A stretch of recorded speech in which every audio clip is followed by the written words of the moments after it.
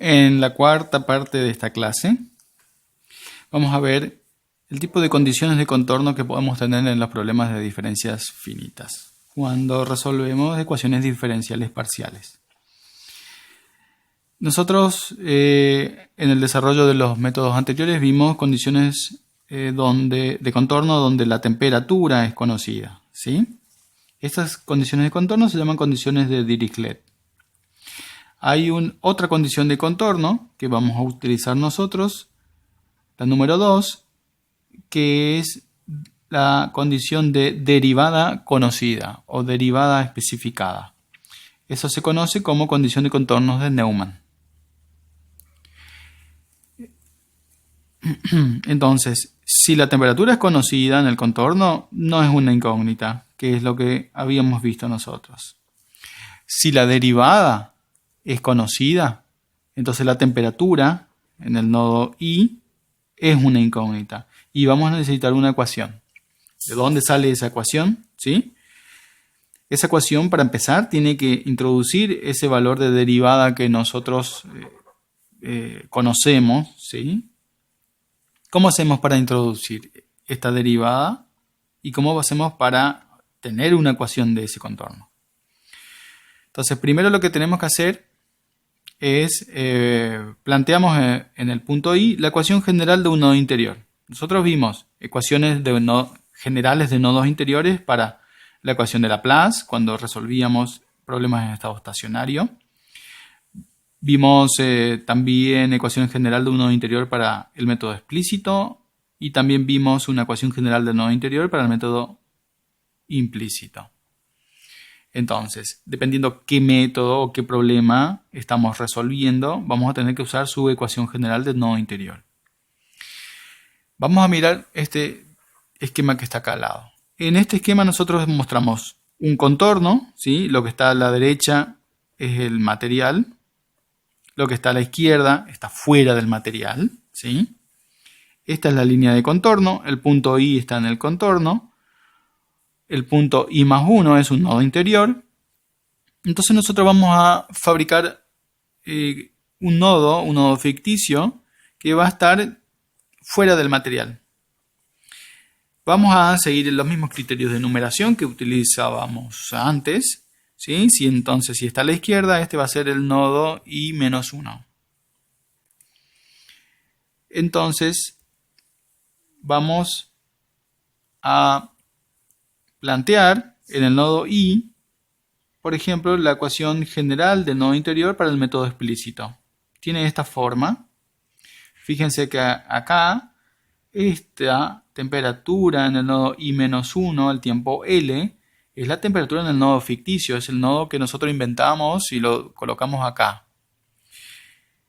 Pero este nodo no existe, por lo tanto, esa temperatura tampoco existe. Vamos a introducir un artilugio matemático para eliminar esta temperatura de acá y escribirlo en base al dato que nosotros tenemos, en base a la derivada de la temperatura en ese punto. ¿Cómo hacemos eso? Bueno, planteamos en el punto o nodo I la derivada conocida, ¿sí? Que puede tener esta forma. La derivada de t con respecto a x en el punto I es igual a A. A es un valor que nosotros conocemos. No importa ahora cuánto vale, pero es conocido. Entonces usamos una aproximación a la derivada, a esta derivada que está acá, que se llama la aproximación a la derivada primera en forma centrada. Esta es la forma, ¿sí? Esta es la forma que tiene la aproximación a la derivada primera en forma centrada. Es la temperatura en el nodo I más 1 menos la temperatura en el nodo I menos 1 dividido 2 veces delta X. Fíjense que es la temperatura en este punto menos la temperatura en este punto dividido 2 delta X. Y justamente es la distancia que hay entre estos dos nodos. De acá, ¿sí?, podemos despejar esta temperatura en el nodo I menos 1, ¿sí?, que es la temperatura del nodo ficticio, obtenemos esta expresión que está acá abajo. Y esta expresión es la que se reemplaza aquí como t de i menos 1 al tiempo L. Lo que hago acá es el reemplazo, ¿sí? Fíjense cómo queda. Justamente este término que está acá, ¿sí? Acá me comí la L. Justamente esto es la expresión que recién dedujimos.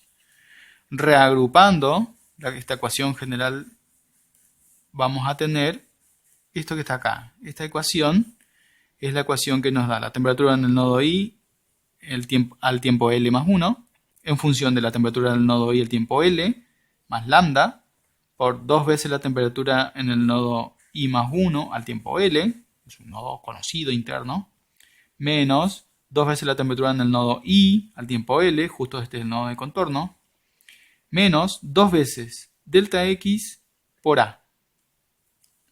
¿Sí? Todos estos valores son conocidos. A es justamente la derivada, ¿sí?, que nosotros conocemos. Y esta es la ecuación que nosotros vamos a utilizar para el contorno.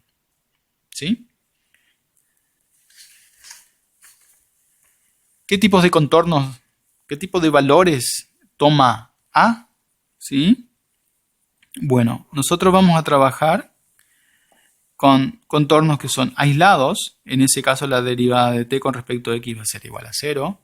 Y vamos a trabajar también con contornos que están sometidos a convección. La convección es un proceso de transferencia de calor, ¿sí?, debido al movimiento de fluido alrededor de un cuerpo sólido, ¿sí?, y que va a estar dado por esta expresión que está acá, que va a ser igual a menos h sobre k, donde k es la conductividad térmica del material sólido, h es el coeficiente de transferencia de calor por convección, t es la temperatura del aire, ¿sí?, el fluido que envuelve a mi material, y T de la superficie es la temperatura del material. Justamente esto es la temperatura I o temperatura del contorno. ¿Sí? Por ejemplo, si en este esquema que está acá abajo decimos que el material está del lado derecho, en el lado izquierdo está el aire y este es justamente el contorno, la temperatura I es esta temperatura de este nodo, que es una incógnita, ¿sí? Entonces, estos dos casos son los que nosotros vamos a trabajar en nuestros problemas.